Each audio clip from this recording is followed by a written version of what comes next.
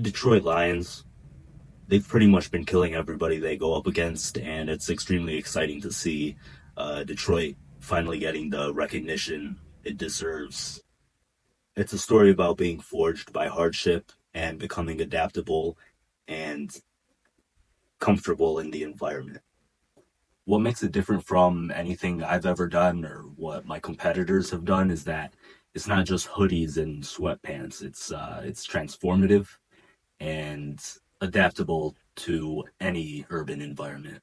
I want the pieces to reflect a certain kind of grittiness, like the Incognito balaclava hoodie. It adds this texture with its polar fleece fabric and a sort of mysteriousness with the balaclava hoodie. The denim in the collection looks faded and worn, which helps you blend in with the city aesthetic, but that doesn't mean there's not any solid, clean pieces either. So, in all honesty, I limited myself to what was the easiest on the manufacturer, as to be as environmentally conscious as possible while also maintaining quality and speed, which is important considering the pretty much impossible timeline I set for myself for this collection. Because then only the people who really want it the most, will get it. Another reflection on Detroit's grit. The challenge wasn't as much with designing as it was with actually delivering on the project. I had to figure out how I was going to make it accessible to the right people because I could have easily just made one of one pieces and sold them at a ridiculous price. But I wanted this to be foundational to something bigger, something that's meant to be communicated and shared with the community. And so that presented a lot of quirks while setting up the supply chain. I had to make sure the supplier was BSCI and SGS certified, amongst other things.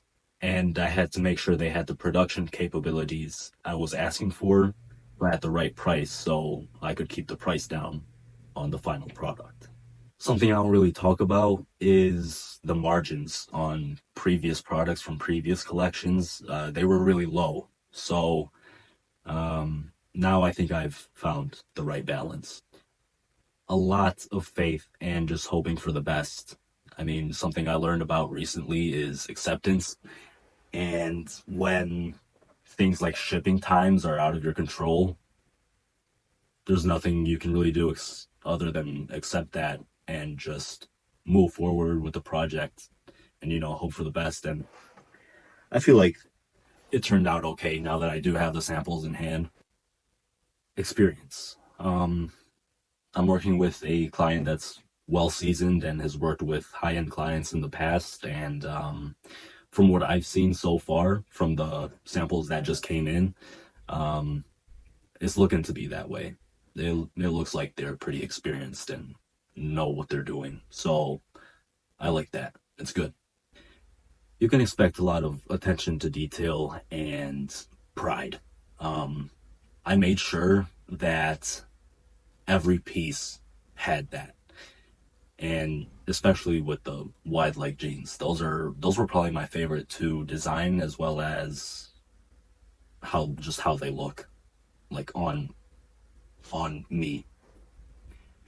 I hope that these pieces reach a wide audience of Detroiters, or at least people who can appreciate the determination and grit of Detroit and its people. Pride in Detroit. Yeah.